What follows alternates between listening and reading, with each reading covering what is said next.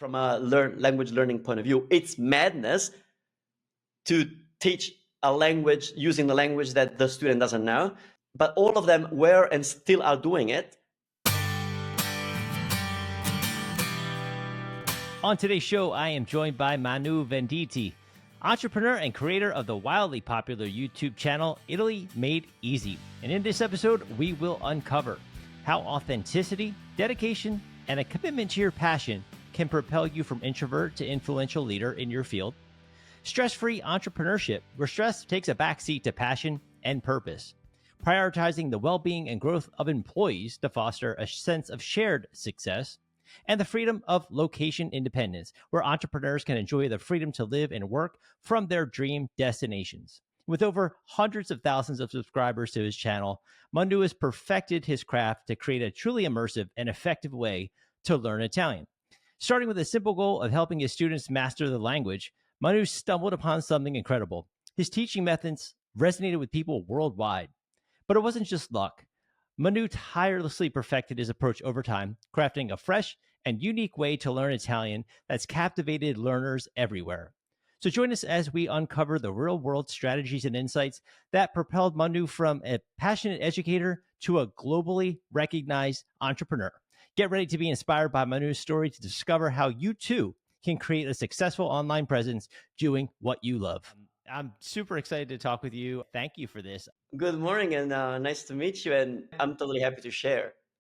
I can imagine because, everyone who knows you as a persona online, thinks of like, okay, you have this like amazing business and Italy Made Easy, all the stuff surrounding you. I always want to dive into like how you got there and what the steps you took. And yours is a very interesting journey that spans continents. And, starting Italy, you grew up there, born and bred, right? Can you go back to the beginning upbringing, how maybe this influenced your passion for teaching, Italian, and what it was like growing up there? Yeah, it totally did. So yes, I was born in Italy from an Italian family, generations of Italians.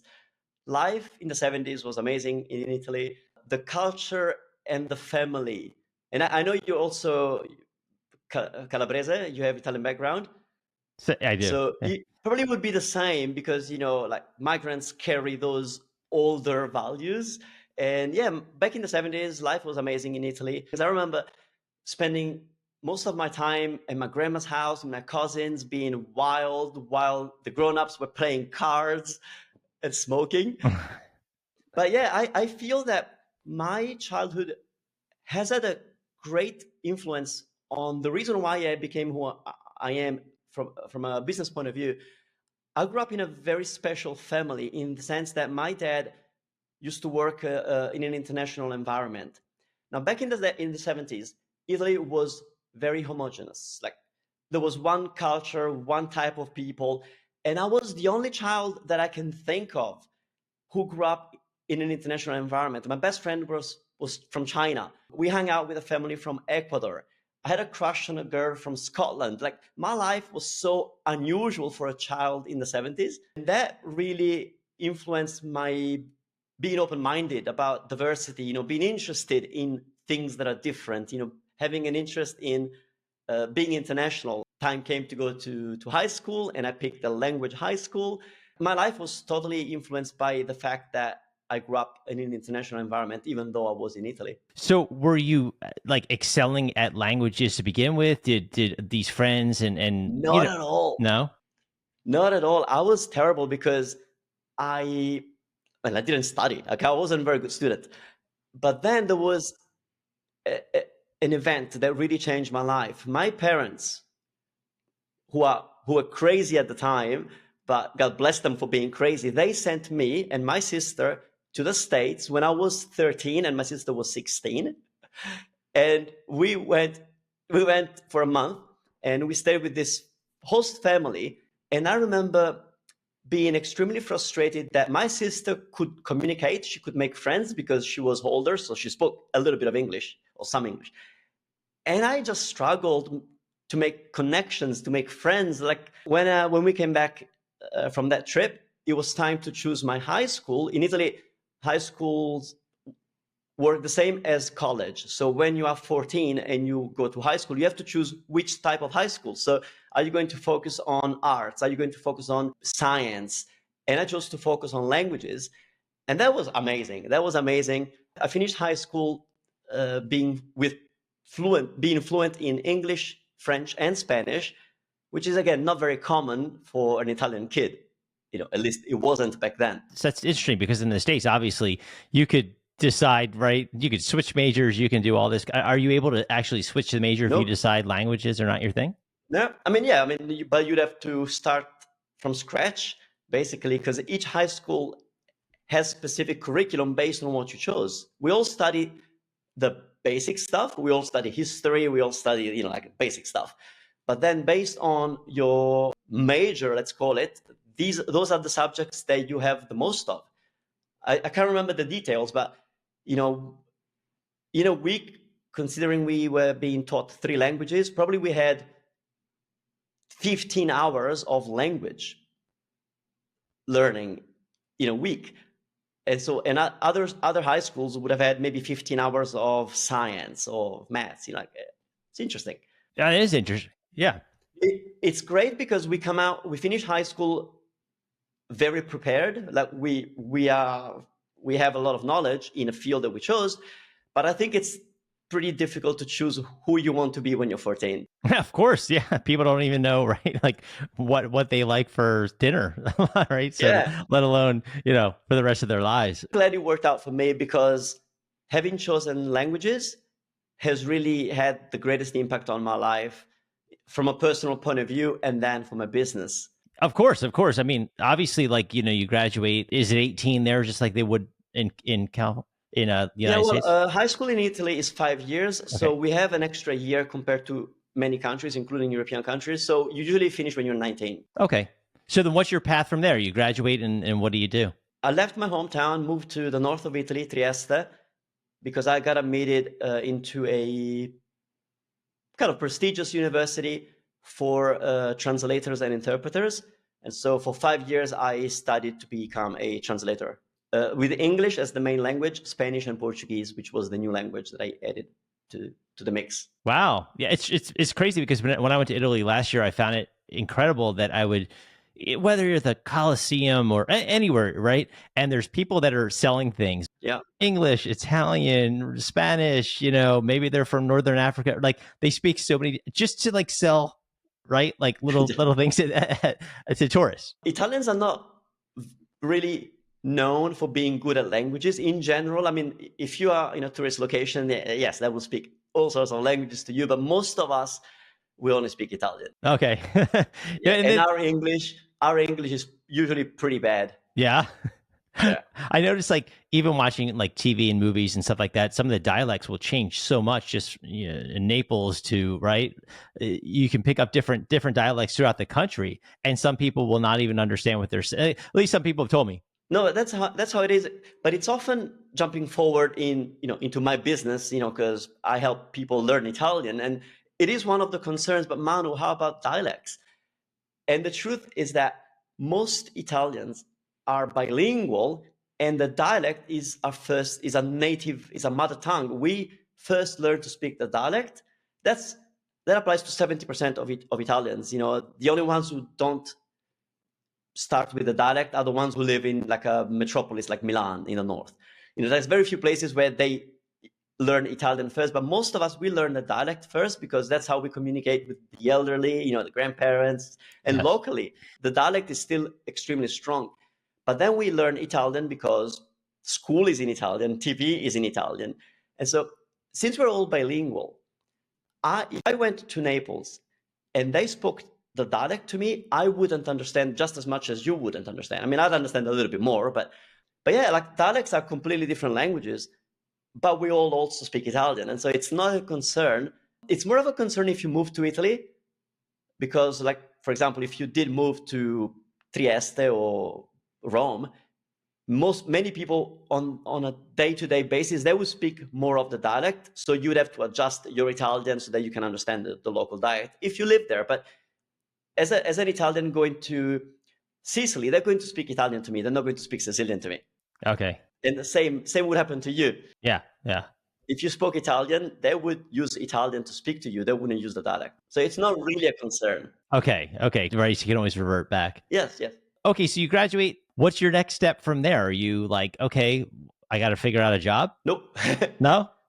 I mean, I was lucky because as a translator, you're a freelancer, basically. You Okay. are studying to be a freelancer, and I did have work, and it paid really well. So I had freedom of movement from a very early stage. And so actually, while I was still in college, I moved to Portugal. I lived 2 years in Portugal.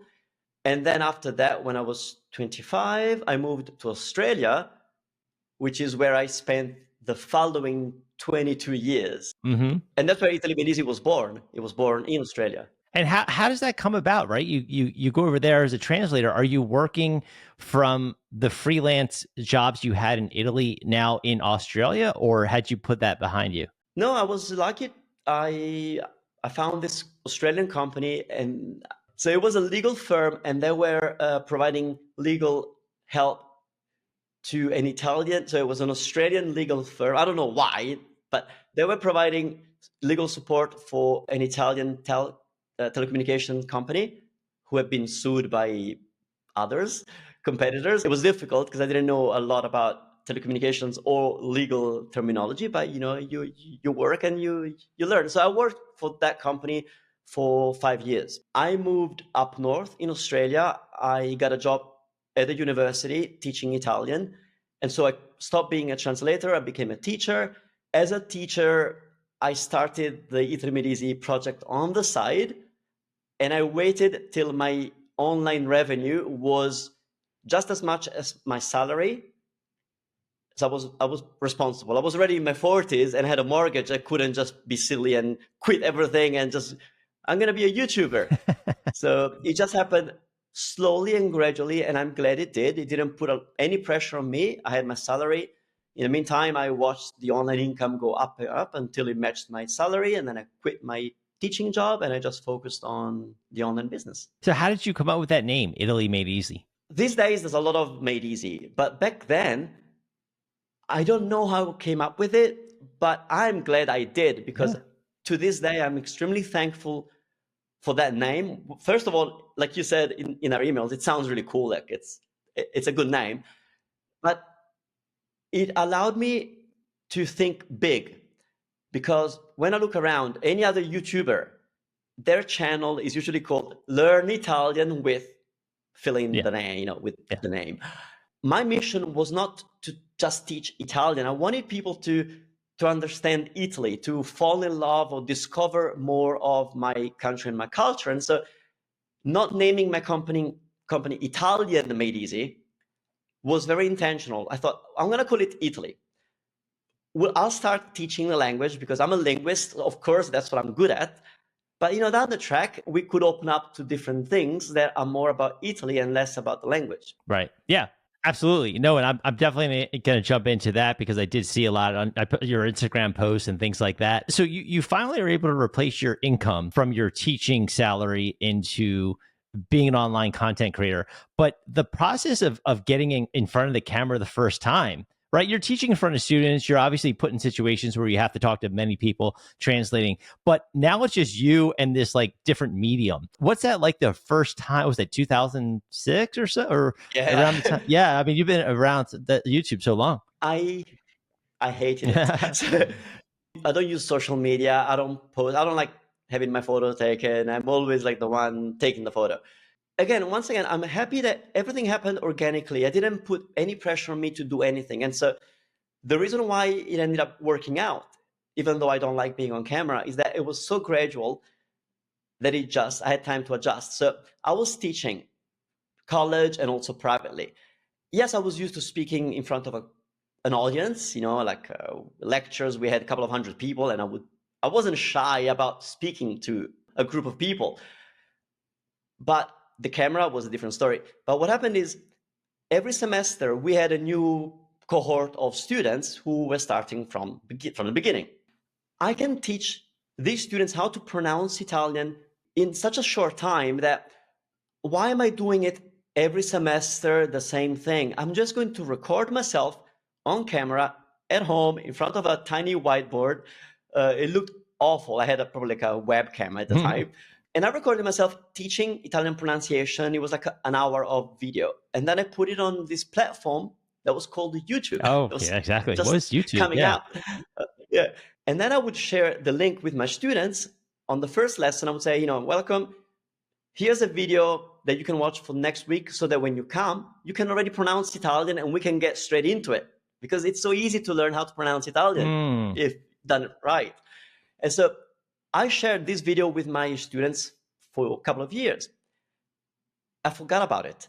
I mean, I never looked at the statistics because that wasn't my goal. It was just there to make my life easier as a teacher. Right. After a couple of years, I went to YouTube and I realized, what? This video has 200,000 views.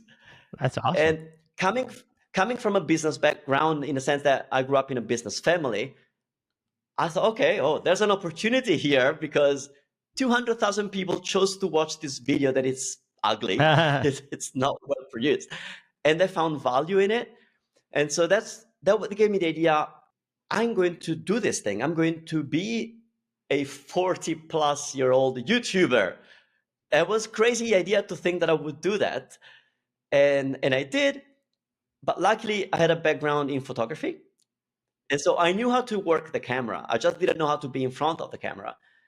But, again, I took my time and I learned to speak on camera. And the first series that I came up with was a big hit on YouTube because I wasn't the first one on YouTube teaching Italian.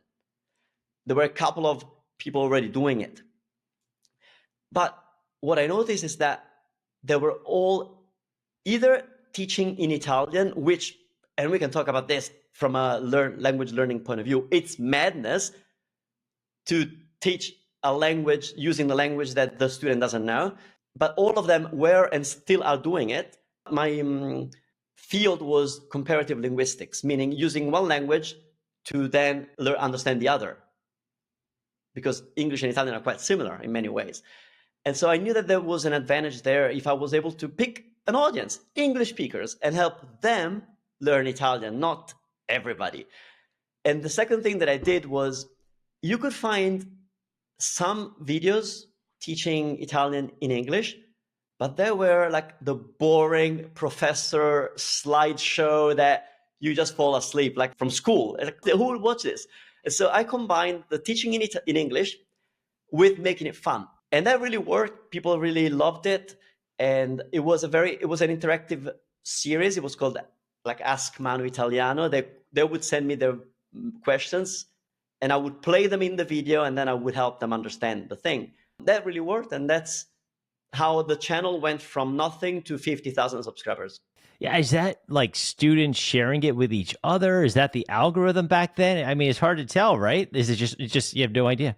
Hard to tell. I think it was the algorithm because, I mean, to this day, we have a lot of schools that use our content and, they let us know, thank you, Manu, for creating these videos. I'm sharing it with my students. But that would be a group of 50, 20 people. Like, definitely that's not what built the channel. Like, the algorithm must have done its magic. I would think so, right? And so what I did, since I was busy and I didn't really want to be on camera still, I did something that, again, a little tip for anybody who's got the same personality as me. Like, I'm a chill guy. I like to be in nature, go to the beach. I don't like to work too much.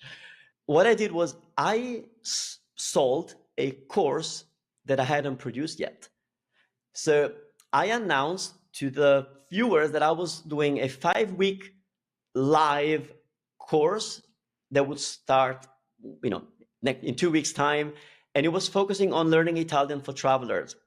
And of course, there would be recorded lessons, and then we'd get on a live call for 5 weeks to get them to be ready. And I sold it. I hadn't recorded anything. I just wanted to see if there was demand.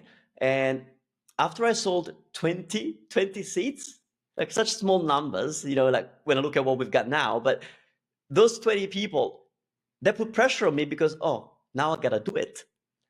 I have 20 people waiting for videos. And so, for those 5 weeks, I'll be working all night the day before filming the video that was supposed to come out in 2 hours. I'm like, oh my God.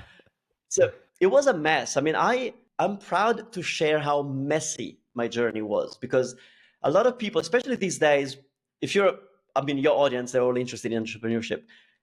You look around and everybody seems perfect.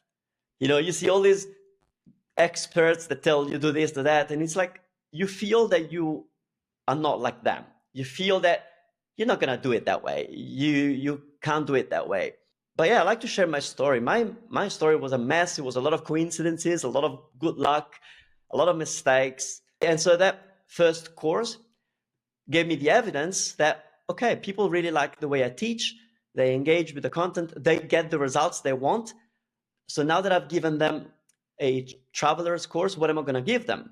The next logical thing was a pronunciation course, because again, I can teach anybody to sound good in Italian, even if they don't know Italian. I can get you to read anything in Italian in a couple of hours. So I gave them a pronunciation course, which they loved. And then the next logical step was I need to give them a program that actually teaches them Italian. The next step for me was to launch a platform. I can't remember the name of the platform, but the flagship program was From Zero to Italian. We're still working on it. That's, like you called it in the email, the mother of all Italian learning programs. So we're still finishing it, that mission. When you said, you mentioned you hired someone, the first person you hired was to help screen some negative comments and feedback. Are you at this point, when you're starting to build the course, what other people are you bringing on? Are you bringing on an editor? Are you starting social media outside of YouTube at this point? Nope. Again, it was messy. So this first person that I hired, she came in to help me censor the comments. And then I asked her, can you transcribe my videos in Italian? Because if I make a video in Italian, it needs to be subtitled, So she started subscribing my videos and she did a good job. So the next role that I had for her was, I'm becoming a little busy with all the little daily activities of running a business. Will you be my personal assistant? And she said yes. And so she stepped up and she proved me that she's amazing. She's still with me. She's been with me for 8 or 9 years. Alessia, ciao. She's amazing. I'm a creative. I have 722 new ideas a day, but I can't put them in order. So she's the one. She's the one who gives structure to me and to the business. And so she was the first one. And the team, Italy Made Easy, has had a peak of 14 people, which was totally unnecessary and madness to coordinate, to what it is now, which I feel it's ideal. We have 5 full-timers besides me, and then we have 4 part-timers. And we do have experts now. We do have a developer. We do have a video. Like we have a couple of professional roles, but we've been in business for a long time. And I see a lot of people who are starting out.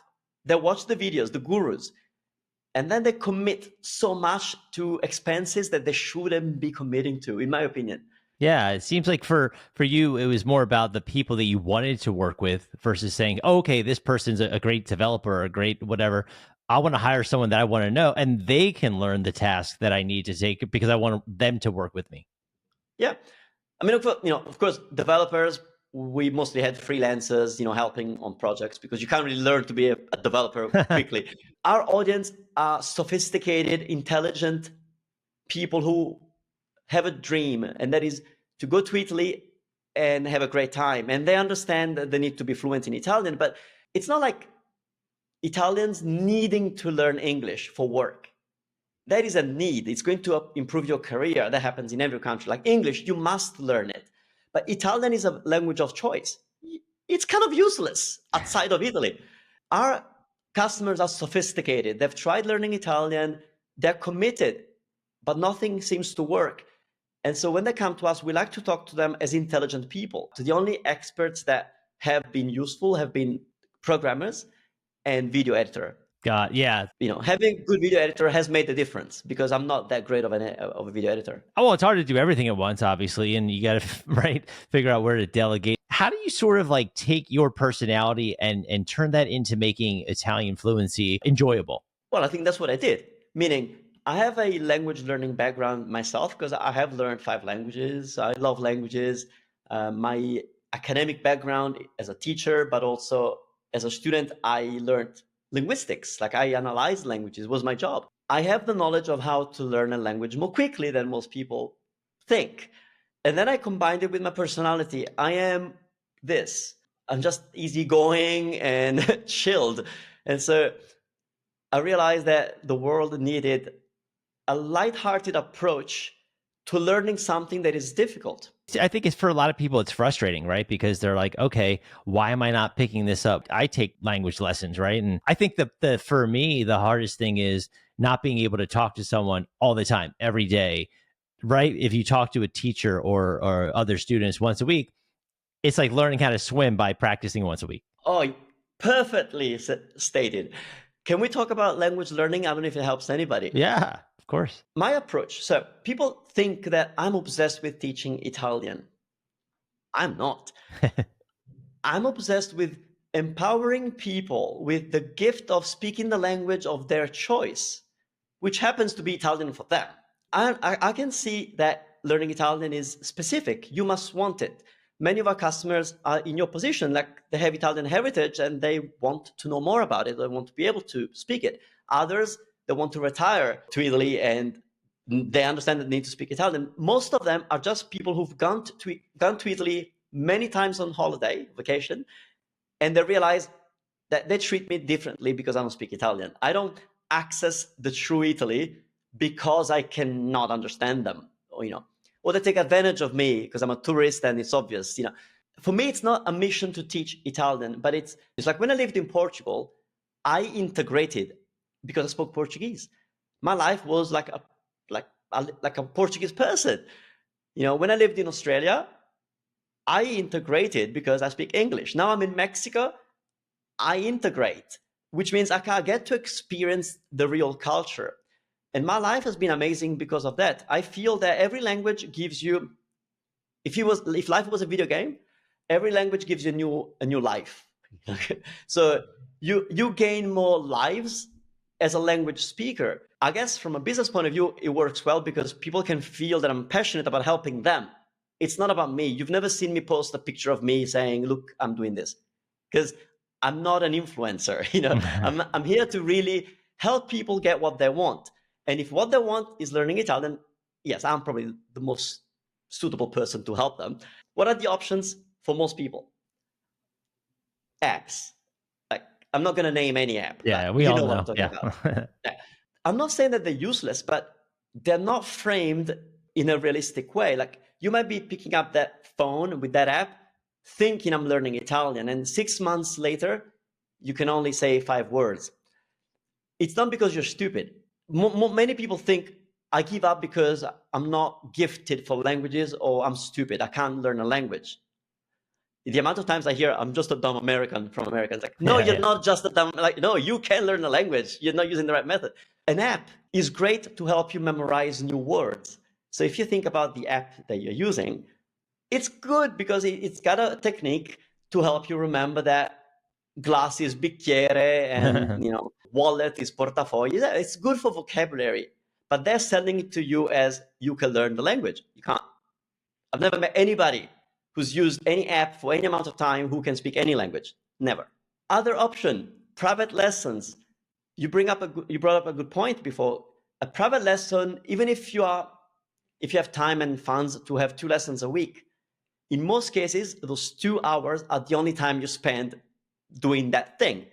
And imagine having the presumption that I could become an amazing dancer, exposing myself to dancing twice a week. Those are skills that require time and dedication, and learning a language is kind of the same.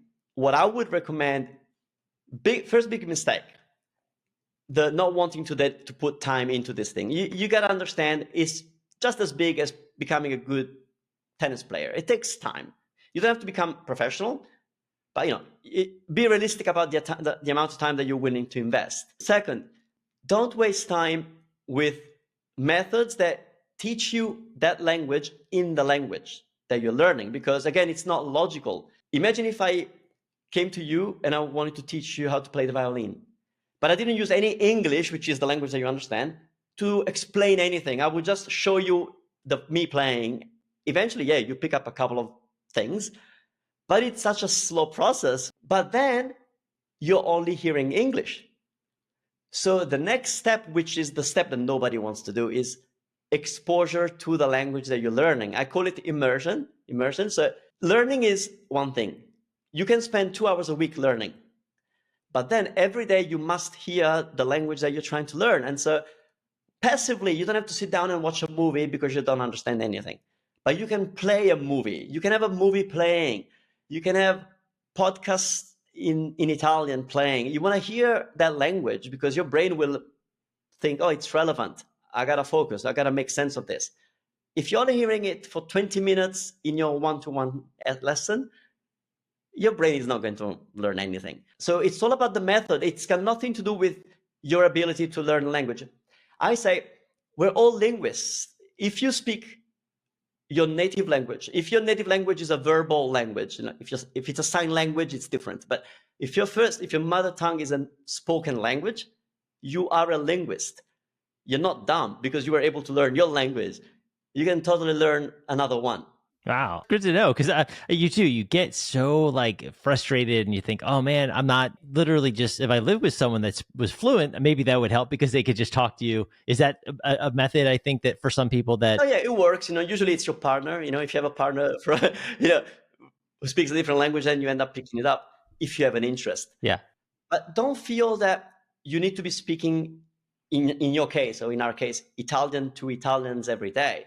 It's possible, there are ways to do it, but all you want to do is hear the Italian language.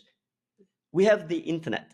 You can go on Netflix and put Italian movies or movies in Italian on loop forever, and you're hearing Italian for 8 hours a day. When you talk and when you describe exactly how you're trying to convey your message, it sounds almost like comforting, like, okay, I can do this, I mean, and then you have like a social network and community, right, as well? Yeah, that came out of the necessity, giving students, learners of Italian, a safe place. If you're learning Italian, would you go to Facebook and post in groups where Italians are talking about their stuff? Probably not, because you know that they would destroy you because they would correct. There's so much pressure in starting to use the language that you're learning.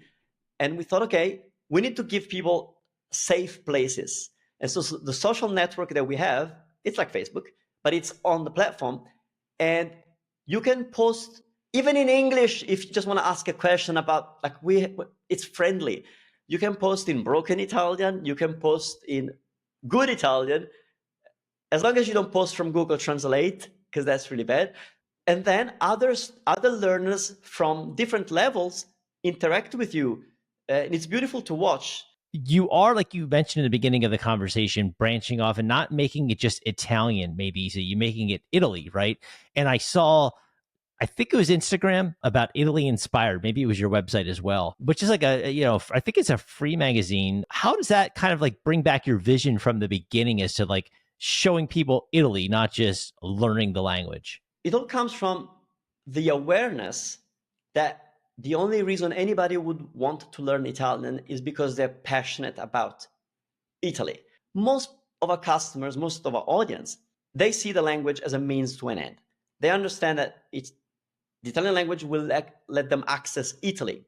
What our customers want is to feel a little bit more Italian every day. If they could appreciate why something is happening from within the culture, they would feel just as much more Italian, and they would love that. Which, as a business also means they'll eventually buy our stuff, obviously. So there is a business, there's a balance between just being good people and wanting to run a business. The reason why we came up with a magazine, that's the issue from January. Okay, it's such a good thing. It's free, but this is not about the language. Now, every article we include has a little box with vocabulary so that you can learn how to say those words in Italian. But really, it's not for language learners. It's a magazine that is in English. It's for people who our English speakers who are obsessed with Italy. That's our customers. And we let them discover things that even I didn't know. We don't talk about the obvious. We don't say, here's the Colosseo. So it's all about giving you access to more secrets about Italy. And, I'm learning myself. Okay, every time I look at my magazine. Yeah. No, I mean, that sounds very cool. Like, what's like a day in the life like for you right now? It's not what you think. Because, well, like I said, first, I don't like to work too much. I have worked a lot. I've had years of 15-hour days. So I'm not lazy. Like, I've built what I had to build. So now I'm kind of more in the mindset of I want to retire. I want to be able to enjoy more of a retired lifestyle. But so my day, unfortunately, for me, who as a creative, who would love to be filming content, my day is mostly managing. We have team members, they have questions. We have a good structure, so I don't get the entire team come to me. But there's projects I need to help the developer with that project. I've been caught up in the day-to-day stuff, which is not what I want to be doing. And hopefully very soon, within this year, I'll be able to just focus 90% of my time on creating content again, because that's what I enjoy doing. And that's what I'm good at. Right. Yeah. You build enough of a team around you. Is that sort of the most rewarding part for you? Is just like getting back, sitting down, creating the content? Yeah, like I mentioned, I don't like being on camera, but I used to love doing live streams. Like, we had a show on YouTube that was called Caffè Italiano. And it was a 30-minute segment that was live. It was in Italian, slower Italian, and we'd play games. It was like a game show with interaction from the audience. I love that stuff, but I haven't been able to do it. Also because I travel a lot. Mm-hmm. It's really hard to stick to a time zone because I'm in many countries at any given time. So, but yeah, definitely it's coming back. We are bringing back the stuff that I do enjoy doing. How about Italy, like itself? Italy for you, what is your favorite spot in the country? What city? What town? What? So I'm from this kind of coastal town south of Rome. I love it. It's a nice place. It's got history. It's got beach. It's got my favorite place in the world, which is a castle that is in the water. It's like a castle from the 10th century. It's still standing up. It's in the water, and we used to go there in summer. That's our beach. We just swimming around the castle that is like 1,000 years old. So that is my favorite spot in town, because when I go back to my hometown, that's where I want to go. But in general, Italy has so many places. So if you ask me what city, I'd say probably Florence. I feel Florence is a good mix of livability. It's a small town, really. You just walk everywhere, but it's beautiful. Like, there's so much to see. Rome is an amazing place, but it's big and it's got the issues of a big city. So yeah, Rome is amazing. You walk around and everything is amazing. The place that it's usually the place that I want to spend most of my time, if I can, is Sicily. The island of Sicily is, in my opinion, the best place in Italy. Go to Sicily. Yeah, Palermo or kind of, you have a specific. No, anywhere. I mean, I'm sure there are places in Sicily, but I love Sicily because, one, it's warmer climate all year round, and I'm a tropical guy, can't stand the cold, and so Sicily provides that warm climate most of the time. They have a winter, but it's not terrible. It's an island. I love island life, but it's a big island. You don't feel stuck. It's a huge island. I have to get there one day. How about like looking back, like if you said, okay, and again, you built this up for a long time. Obviously, the proof that what you started has been immensely successful. If you had to go back and do anything differently, what would you say that would be? I approach business the same way I approach life. I'm easy. I think I'm one of the few entrepreneurs who doesn't really have a lot of stress. I mean, there are stressful moments. We recently migrated servers, and it's stressful, but I don't take the stress. My approach is, because I feel that, like in life, anything that happens in life makes you who you are. So you could have had terrible childhood, but that's why you now do this. So you may have had a terrible relationship, and now that's why you're looking for this in the next relationship. So I take the same approach from my personal life into the business. And while maybe there were things that I did wrong or that I could have done earlier, I wouldn't change anything. I would just repeat it the same way as I did, because it turned out pretty good. So I wouldn't change anything. No regrets. No regrets. No. Okay, going the other way. What about the things you might be the thing you might be the most proud of? I think there's so many, obviously, proud of seeing the results in our students, in our customers, obviously. When I realized that not only have I built a business that has reached hundreds of thousands of people, I cannot tell you how many millions of views we have. There's a metric in YouTube that is almost impossible to understand what that means, but it's big. So it tells you how many hours of watch time your channel has accumulated. So how many hours of videos people have watched. And it's in the range of 120 years. It's like, what? It just makes no sense that people have watched me for that long. And I told you, I'm not self-centered in any way. I'm pretty private and shy. But it's weird. But not only have I built that, and not only have I helped thousands of people get their dream, as weird as it seems, like, oh, your dream is learning Italian. No, because your dream is Italy, so it's fine.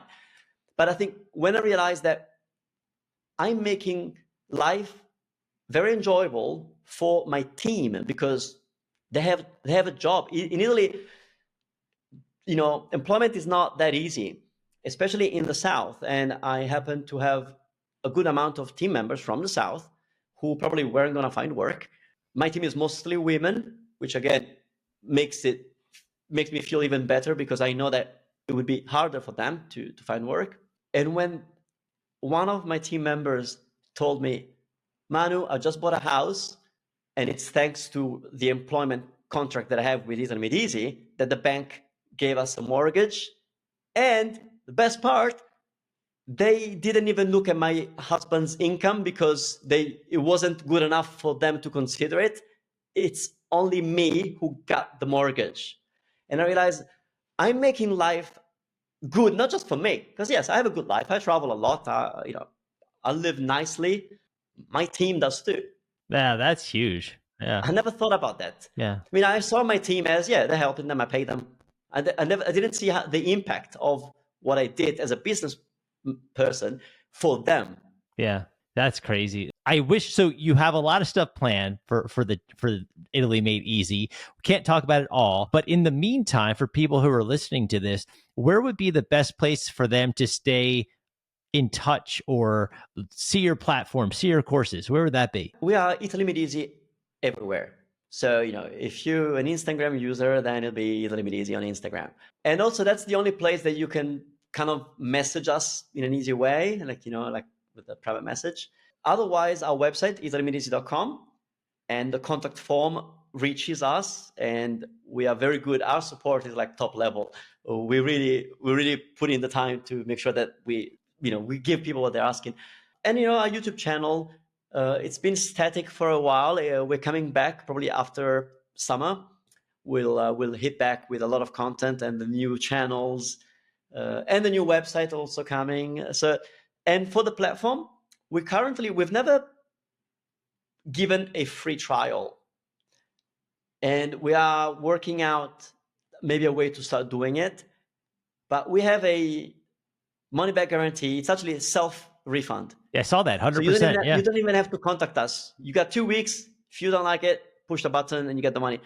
It's a great place because it's safe. There's a lot of Italianness. My team members, they do live streams that you can join, and it's all in Italian. I'm about to start doing live streams to the platform again. So yeah, it's a cool place to be if you're into learning Italian. Well, and you have the magazine. There's obviously a bunch of different components that are coming. So it's like it'd be italymadeeasy.com/magazine. Of course, you don't get the printed copy. We're working on getting printed copy out, not for free. But yeah, you can, the digital copy is free. Yeah, no, that's great, man. I can't wait to see where this goes. But really, like, thank you so much for sharing your story today. Thanks for your time. Yeah, I'll see you in Italy soon. Right. Thank you, Manu.